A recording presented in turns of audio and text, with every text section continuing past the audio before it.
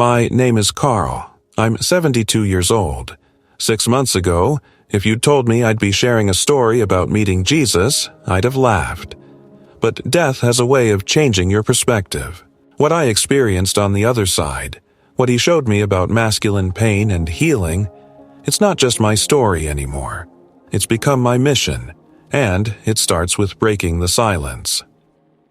On March 17th, I died in a car accident on a quiet back road just outside of Waco, Texas. That day started like any other.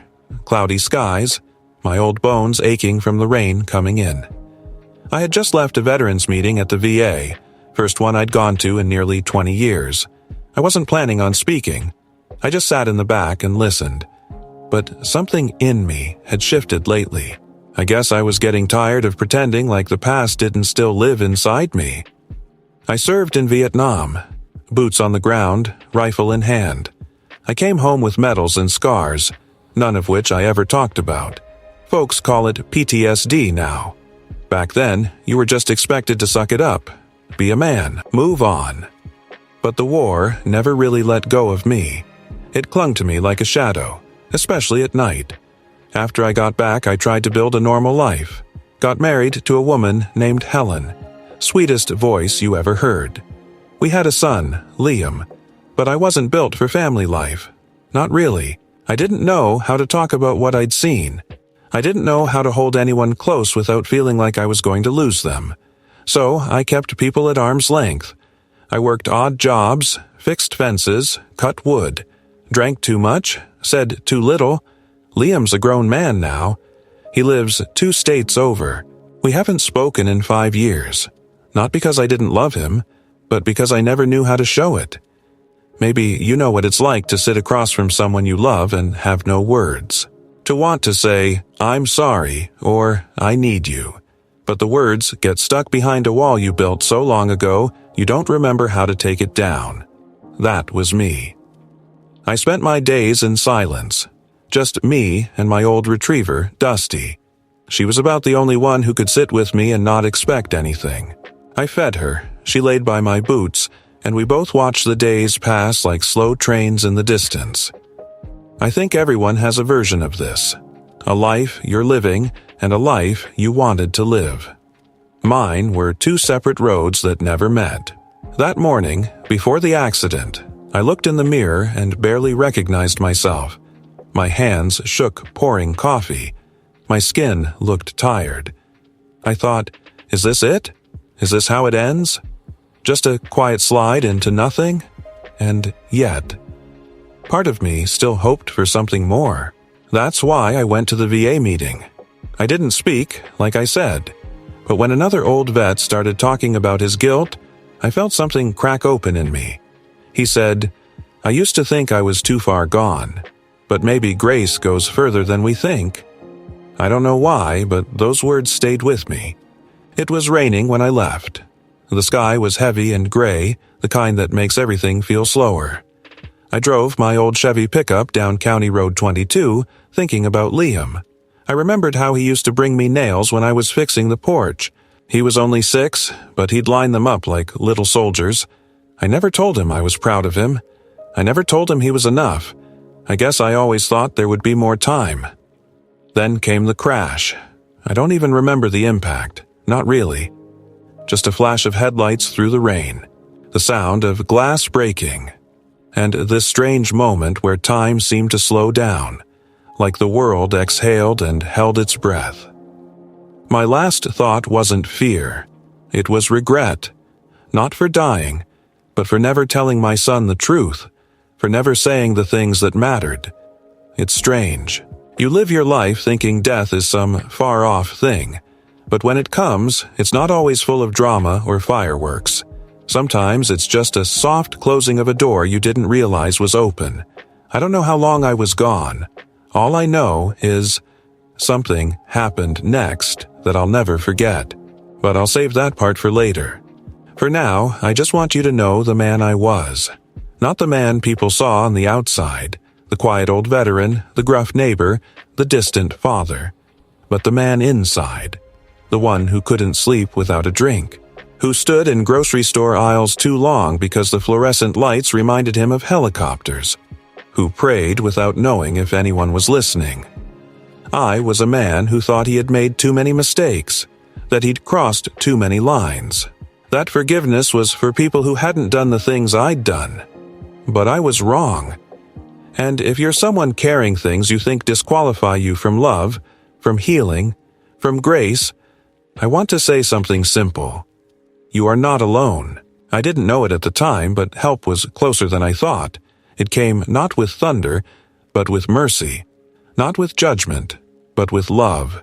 And it all started on that rainy Texas road. When the truck hit me, it wasn't like I expected. There was no sound, no pain. Just light. Like someone turned off the world and left me floating in silence. At first, I thought I was dreaming. My mind tried to make sense of it. Where's the truck? Where's the road? Am I still in my truck? Am I bleeding out? But all I could feel was stillness. Not the kind of stillness that feels cold or lonely. It was the kind that wraps around you, like a warm blanket pulled up by someone who knows you're tired. Then the fear hit. Not fear of death exactly, but fear of what might come next. I thought about all the things I'd done, all the people I'd let down, the lives I'd taken in the war, the nights I drank myself numb, the silence between me and my son. I thought, this is it. I'm about to be judged. My chest tightened. I felt like I was sinking, like all the guilt I'd buried for decades was rising up to drag me down. I wanted to run, but I couldn't even feel my legs. But then, something changed. The darkness didn't stay. It softened. Melted, almost. And then I felt something I hadn't felt since I was a boy on my grandma's porch in the summer. Safe. I didn't know how to explain it, even to myself. But in that moment, I knew I wasn't alone. I could feel a presence, not just near me, with me, holding me somehow without hands, calming me without words. It wasn't a voice, but it was like something inside me was being spoken to, and it said, "It's okay. You're not lost. You're coming home." I started to rise. Not in a dreamlike way, but in a very real, very physical way. I could feel it. My body stayed behind, but I wasn't in it anymore. I looked down and saw myself, slumped in the truck, broken glass everywhere, rain still falling on the windshield. I should have felt panic seeing myself like that, but I didn't. There was no pain, no fear, just awe. The world looked so different from up there, slower, quieter, almost like I was seeing through a different kind of lens, clearer, more alive. I saw the paramedics arrive, heard one of them say, "We've got no pulse," but I wasn't gone. I was just somewhere else. Then I felt myself being drawn upward, not pulled, not forced, just gently invited, like a wind was carrying me somewhere I'd always been meant to go. The sky opened, and what came next? I don't have words big enough for it. It was light, but not like sunlight. It was alive, full of warmth and colors I'd never seen before. Golds and blues that shimmered and moved like they had breath. And in the middle of it all, there was a garden. Not like the gardens I've seen here on Earth. This one didn't just look beautiful, it felt beautiful. Every leaf, every breeze, every single flower, it was like they carried a kind of music. A sound that wasn't really sound at all. It was more like a knowing, a memory. I stepped into the garden, and the moment my feet touched the ground, I broke down. I dropped to my knees, not out of fear, not out of shame, but because I had never felt love like that before. And then, I saw him. He wasn't far, maybe 20 feet ahead, walking slowly toward me, dressed in white, simple and clean, no crown, no glowing halo, just a presence that filled everything around him. Jesus. I didn't need anyone to tell me who he was, I just knew. Like my soul recognized him before my eyes even did. His eyes met mine. They weren't burning or angry. They were deep, deeper than the ocean, deeper than all the years I'd spent hiding from myself. They were full of mercy, full of truth. I couldn't hold his gaze for more than a second. I dropped my head and started to cry. Not little tears. I mean sobbing. Years and years of pain, guilt, and silence came pouring out all at once.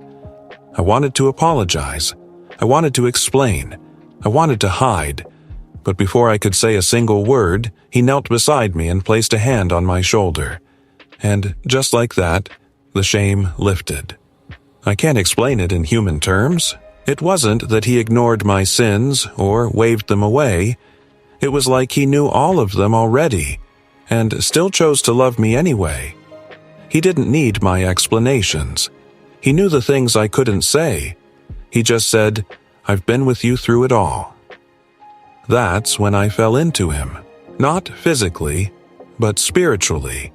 I felt my whole being leaning into that love. I think everyone has felt like they don't belong somewhere, like they're too broken, too late, too far gone. That's how I'd felt for most of my life. But in that moment, in that garden, with Jesus beside me, I belonged.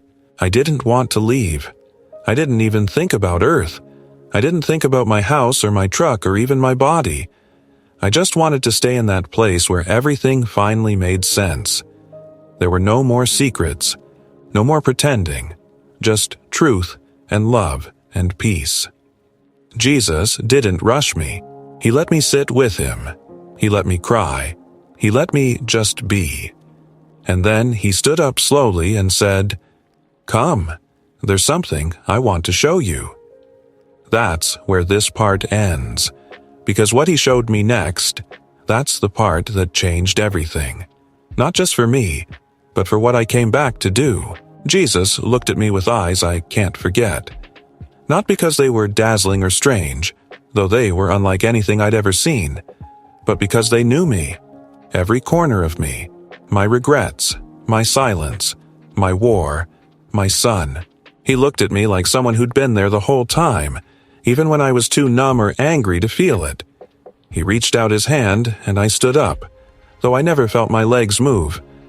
There was no pain, no weight, just lightness.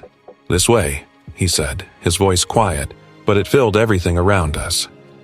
We walked slowly through the garden. The trees whispered in a language I didn't understand, but somehow I felt it. Peace. Mercy. Like the whole place was alive with forgiveness. "I want to show you something," Jesus said. Suddenly, the garden faded into something else. It was like we walked through the air, and the world changed around us. The colors melted, the light stretched, and then we were standing in front of a wide, still pool. But it wasn't water, not really. It was more like memory. The surface shimmered, and then it showed me scenes, moments from my life.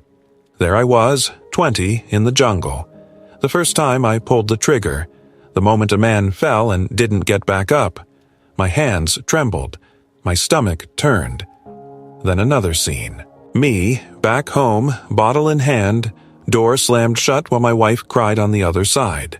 Then Liam, 7 years old, holding a birthday card he made for me. I was too tired, too angry. I waved him off. The card ended up in the trash. I turned away, ashamed.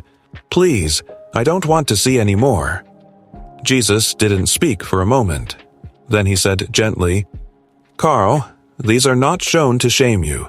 These are pieces of your story, but they are not the end of it." I could hardly look at him. "I failed," I whispered, "and as a soldier, as a husband, as a father. I failed them all." "You were wounded," he said, "and no one ever taught you how to heal." Tears welled up in my eyes again. I thought I had to carry it, all of it, alone. Jesus turned to me. "That's the lie," he said, "that broken men are meant to stay broken. That pain is something to hide. That silence is strength." I looked at him, trembling. "Then what is strength?" He stepped closer. "Strength is when you hand me your wounds and let me make something new out of them. Strength is when you speak what you were afraid to feel. Strength is when you let mercy in. The pool rippled again, and this time I saw not just my life, but other men, rooms full of veterans sitting alone in dim kitchens, fathers staring out windows, wondering why their children don't call, men drowning their pain in silence, pills, or anger. "Why are you showing me this?" I asked. "Because they're still alive," Jesus said, "and they don't know they can be free." My heart cracked open. I had lived so long thinking I was the only one like me, but now I saw we were everywhere, all carrying wounds no one could see, all hiding, all afraid. "There are many like you, Carl," Jesus said. "Men taught to fight but never taught to feel. Men told to be strong, but never told they're still loved when they're weak." He paused, his voice softened. "This world has confused strength with silence. It tells men that pain is weakness, that tears are shameful. But I say to you, those who bring their pain to me will find healing, and those who speak, even through trembling lips, will become light to others still trapped in the dark." I dropped to my knees again, not out of fear, but from the weight of love. It pressed against my chest, gentle and warm, like it was trying to lift every burden I had buried. "I don't deserve this," I said. Jesus knelt with me. "None of them think they do. But grace doesn't come to those who've earned it. It comes to those who need it." I couldn't speak for a while. I just wept. And he let me. He stayed beside me, hand on my shoulder, as the memories washed over me. The good, the bad, the broken. Then he stood and helped me to my feet. "Come," he said. "There's one more thing." We walked again, this time into a wide open field, bright with light. There were children there, dozens, maybe hundreds. Some laughed. Some looked lost. Some just stared into the distance with tired eyes that didn't belong on such young faces. "Who are they?" I asked. Jesus looked at them with such sorrow and love, I could barely stand it. "They are the sons of the silent," he said. "Children who never heard the words they needed. Children of broken men who didn't know how to speak, who didn't know how to love." I swallowed hard. My heart ached. "Liam," I whispered. Jesus turned to me. "He still carries the silence you passed on. But it's not too late." He looked into me again. "There are so many sufferings, not just from war or loss, but from emotional starvation, from fathers who never said, 'I see you, I'm proud of you,' from men who believed their feelings were a weakness. The world taught them wrong, but I am calling them back. I didn't want to leave that place. I didn't want to return to the world of pain, of aching joints and broken relationships. "Please," I said, "let me stay. I finally found peace. Don't send me back." Jesus stepped closer. "Carl," he said, "peace is not found in escaping the broken. It's found in bringing healing to it. I have shown you this not just for yourself, but for them. Speak to them. Tell them what I showed you. Their healing begins when they stop hiding." My eyes filled again. I was tired, so tired.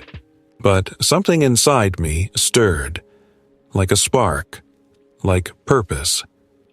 "I don't know how," I said quietly. "You don't need to know how," he answered. "You only need to be willing." And I was, even through the fear, even through the doubt. I nodded. "Yes, Lord." Jesus smiled. "Then it is time." The light grew brighter. The garden shimmered like it was dissolving. I looked at him one last time, desperate to stay. "I'll miss you," I said. "I will still be with you," he said. "But now it's time for them to see me through you." And with that, everything faded. The first thing I remember was the beeping. Sharp, rhythmic, too loud. Then came the pain, deep and dull, like someone had dropped a boulder on my skull. I tried to open my eyes, but the light burned. My throat was dry, like it had been stuffed with cotton. I couldn't move, couldn't speak, just float there, halfway between sleep and waking. I was back. The hospital room was quiet except for the machines and the hum of fluorescent lights. I heard a nurse say, "He's awake," then the rush of footsteps, voices calling for the doctor, someone squeezing my hand. But I didn't care about any of it. All I could think was, he's gone. The garden is gone. Jesus is gone. A wave of grief swept over me, sharp and hollow. Not because I wanted to die, but because for the first time in my entire life, I had known perfect love, peace without fear, a place where I didn't have to pretend, and now it was behind me. I wept quietly in that hospital bed, not from pain, but from the ache of leaving heaven, leaving him. But then I remembered his words. Peace is not found in escaping the broken. It's found in bringing healing to it. And there are many like you. Tell them. I knew why I was back. The doctors called it a miracle. You had a severe brain hemorrhage, they said. We didn't think you'd make it through the night, let alone wake up talking. I didn't bother explaining what really happened. Not to them. Not yet. But inside, I knew. I'd been sent back for a reason. The first person I asked for was Liam. It took a few days. My son didn't answer the first few calls. Can't say I blame him. 5 years of silence builds thick walls. But on the 5th day, he showed up, stood in the doorway with cautious eyes, holding a cup of coffee like a shield. I couldn't stop the tears. He looked older, tired, like someone who'd been carrying a weight no one could see. I wondered if he looked at me and saw the same thing. I reached out a shaky hand. "I'm sorry," I said, "for everything." He didn't speak for a long time, just stared. Then finally, he walked over and sat by the bed. "I thought you were going to die," he said, "and I didn't know if I'd feel sad or relieved." I nodded. I understand. We didn't fix everything in one conversation, but it started there, in a sterile hospital room with IV lines and awkward silence. 2 men finally saying what needed to be said. I told him about the war, the fear, the shame, the ways I failed him. I told him I met Jesus, and I told him the truth. I'd lived most of my life hiding, but I didn't want to hide anymore. Since I came home, everything looks different. The same kitchen, the same dog, the same dusty porch, but it all feels new. Brighter, not because it changed, because I did. I don't rush anymore. I don't fill the silence with TV or whiskey or yard work. I sit. I listen. I call my son just to say I'm proud of him. I take time to notice the sky, the wind in the trees, the way Dusty sighs when she's comfortable. You start to see things differently when you've seen the other side. You start to realize that time is a gift, not a burden, that people matter more than pride, that you can't take your shame with you, but you can leave healing behind. I started attending the veterans group every week, but I don't sit in the back anymore. I speak. The first time, I just told the truth. I thought I was too far gone, but I met Jesus, and he told me I wasn't.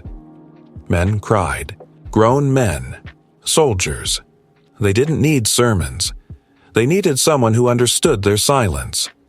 Someone to tell them that feeling broken doesn't mean you're beyond grace. I don't have all the answers. I'm not a preacher or a counselor. But I show up, and I tell them what I saw. I tell them about the garden, about the love that didn't ask me to earn it, about the children Jesus showed me, the sons and daughters waiting to hear words their fathers never knew how to say. I started writing letters to families of men I served with. Some of them never came home. Some of them came home, but never truly returned.